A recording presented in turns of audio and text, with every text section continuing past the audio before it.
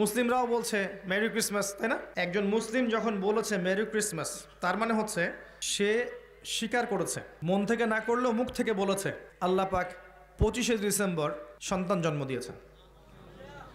বুঝি না আমরা কি বলি, অথচ এই কথা যদি আসমান সমূহ শুনতো, পাহাড় শুনতো, রিয়্যাক্ট করার ক্ষমতা পেত, এখতিয়ার পেত, তারা নিজের অবস্থান থেকে সরে যেত। শোনেন, যখন নূহ আলাইহিস সালাম ছিলেন, তিনি মুসলিমই ছিলেন এবং তার ধর্মের নাম ইসলামই ছিল। যখন ইব্রাহিম আলাইহিস সালাম ছিলেন, তার রিলিজনের নাম ইসলামই ছিল, তিনি মুসলিমই ছিলেন। দাউদ, সুলাইমান, ঈসা, মুসা, শুআইব, হুদ, সালেহ, মুহাম্মদ সাল্লাল্লাহু আলাইহি ওয়াসাল্লাম, কোনো নবী মুসলিম ছাড়া অন্য কিছু ছিলেন না। ইসলাম নতুন কোনো ধর্ম নয়, বরং সৃষ্টির শুরু থেকে এই ধর্ম চলে আসছে। কথা কি বুঝতে পারছেন? আল্লাহ পাক এই সূরার মধ্যে বলেছেন, ওয়ামা ইয়াবতাগি গায়রাল ইসলামি দীনান ফালা ইউকবালা মিন। কেউ যদি আল্লাহর এই দিন ইসলাম ছাড়া অন্য কোনো দিন তালাশ করে, ফালা ইউকবালা মিন, লা ইউকবালা, কোশ্চিন কালেও এটা তার কাছ থেকে কবুল করা হবে না। উত্তর পেয়েছেন? ইসলামের বাইরেরগুলোর কি হবে? এটা উত্তর। কোরআনে আল্লাহ পাক এটা বলেছে, সূরা আলে ইমরানের মধ্যে আছে। আল্লাহ আরও বলেছেন যে তবে কি তারা জাহেলিয়াতের হুকুম তালাশ করছে? আফা হুকমুল জাহেলিয়াতি ইয়াবগুন ওয়া লাহু আসলামা মান ফিস সামাওয়াতি ওয়া মান ফিল আরদ তাওআন আও কারহান ওয়া ইলাইহি ইরজিউন। তারা কি আল্লাহর দিন ব্যতীত অন্য দিন তালাশ করছে, অথচ আল্লাহর সামনে আসমান জমিনের সব কিছু অলরেডি আত্মসমর্পণ করেছে এবং তার কাছে ফিরে যেতে হবে। তো এই আয়াতগুলোতে বোঝা যায় ইসলাম একমাত্র গ্রহণযোগ্য রিলিজন আল্লাহর কাছে। অন্য কিছু তালাশ করলে আপনি কবুল করাতে পারবেন না। হ্যাঁ, আপনি যদি ভালো কাজ করেন তাহলে সেই ভালো কাজের প্রতিদান আল্লাহ এই দুনিয়াতেই দিয়ে দিবেন, পরকালে তার কোনো অংশ থাকবে না।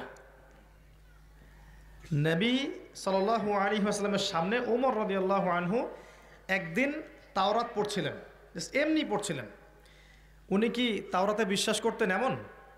তাওরাতের অনুসারী ছিলেন এমন না, এমনি ভালো লাগা থেকে পড়ছিলেন, জাস্ট পড়ছিলেন। নবী সাল্লাল্লাহু আলাইহি ওয়াসাল্লাম এই দৃশ্যটা দেখে রাগে তার চেহারা লাল হয়ে গেল।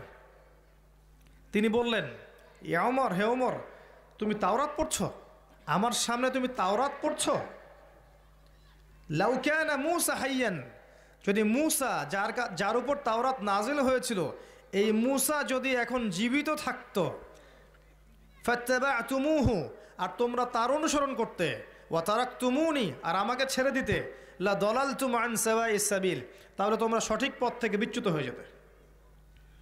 লাউ কানা মূসা হাইয়ান, যদি মূসা এখন জীবিত থাকতো, তাহলে ওয়াদরাকা নবুয়তি, এবং আমার নবুয়ত পেত, লাত্তাবা'আনি, অবশ্যই তার উপর কর্তব্য ছিল আমার অনুসরণ করা। কথা কি বুঝতে পারছেন? মূসা, দাউদ, সুলাইমান, অন্য সম্প্রদায়ের বইপত্র তো অনেক দূরের কথা।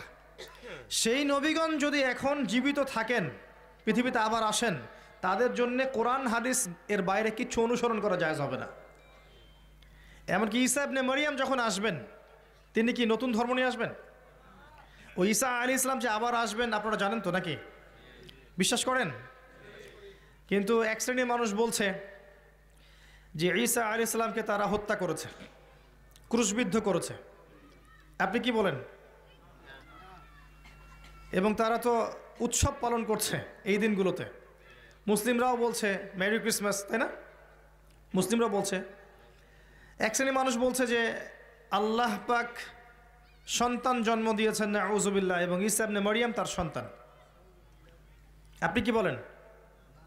বিশ্বাস করেন? একজন মুসলিম যখন বলেছে মেরি ক্রিসমাস, তার মানে হচ্ছে সে স্বীকার করেছে, মন থেকে না করলেও মুখ থেকে বলেছে। কি বলেছে? যে আল্লাহ পাক 25শে ডিসেম্বর সন্তান জন্ম দিয়েছেন।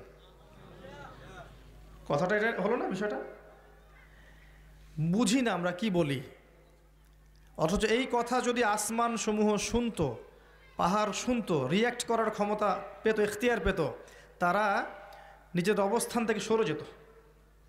এটা সূরা মারিয়ামের শেষের দিকে আছে। ওয়াকুলুনা ইত্তাখাযার রহমানু ওয়ালাদা, তারা বলে যে রহমান সন্তান ধারণ করেছে। লাকাদ জিতুম শাইআন ইদ্দা, তোমরা প্রচণ্ড ভয়ঙ্কর কথা নিয়ে এসেছো। তাকাদুস সামাওয়াতু ইয়াতাফাত্তারনা মিনহু ওয়া তানশাক্কুল আরদ ওয়া তাখিরুল জিবালু হাদ্দা। এই কথা শুনে আসমান, জমিন আর এই পাহাড় ফেটে চৌচির হয়ে যেতে চায়। ওদের যদি ক্ষমতা থাকতো, এখতিয়ার থাকতো, ফেটে চৌচির হয়ে যেত। এত বড় কথা বলেছো তোমরা।